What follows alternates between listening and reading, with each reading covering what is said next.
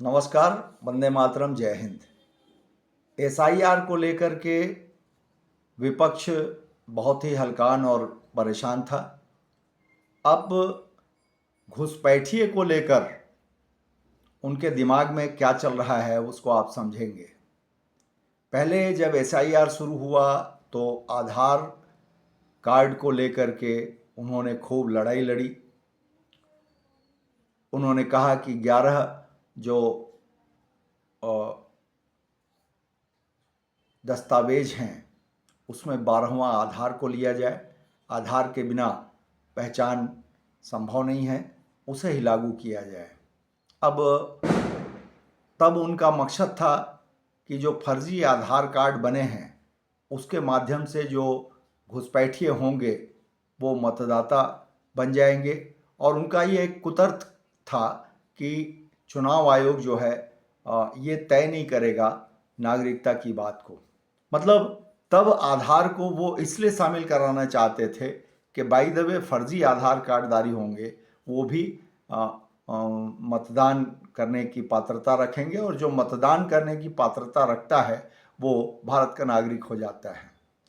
अब एसआईआर हो गया, उसमें ऐसा कोई चुनाव आयोग ने बताया नहीं कि इसमें कितने घुसपैठिए आए। तो स्पष्ट तौर पे चुनाव आयोग का काम मतदाता सूची में पात्र लोगों का नाम जोड़ना है, नागरिकता तय नहीं करना है।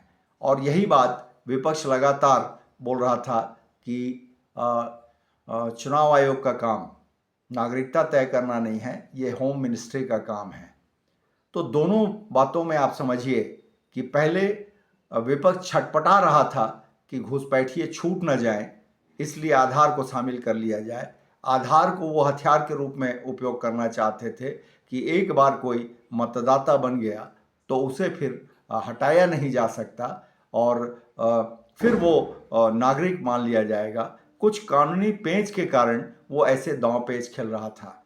अब चूंकि घुसपैठियों की पहचान इलेक्शन कमीशन ने नहीं बताया अपने आंकड़ों में, जब फाइनल सूची मतदाता सूची जारी की गई, तो अब विपक्ष बड़ा खुश है और वो सरकार को घेर रहा है कि आप लोग आरोप लगा रहे थे कि घुसपैठिए जो है बिहार में है और आपने एक भी घुसपैठिया नहीं पकड़ा। तो चूंकि ये मतदाता सूची पुनरीक्षण का कार्य था, इसमें जो है समझिए कि ये नागरिकता तय करने के लिए अभियान नहीं था, तो विपक्ष मुगालते में न रहे। यहाँ पर देश में एक भी घुसपैठिया गलत ढंग से मतदान नहीं कर पाएगा। ये बिहार की बात है, बंगाल की भी बात आएगी तो वहाँ भी पुनरीक्षण होगा, उसमें सब कुछ सामने आएंगी। जो कुछ आंकड़े जिनका पहचान नहीं किया गया है कि वो कौन है, वो आइडेंटिफाइड नहीं हो रहे हैं। हो सकता है कि ऐसे लोग जो हैं आगे चल के पकड़े जाएं, और बहुत लोग तो इसमें शामिल भी नहीं हुए होंगे कि हमारा नाम जोड़ दिया जाए, चूँकि उनको मालूम है कि उनके पास में कोई दस्तावेज नहीं है।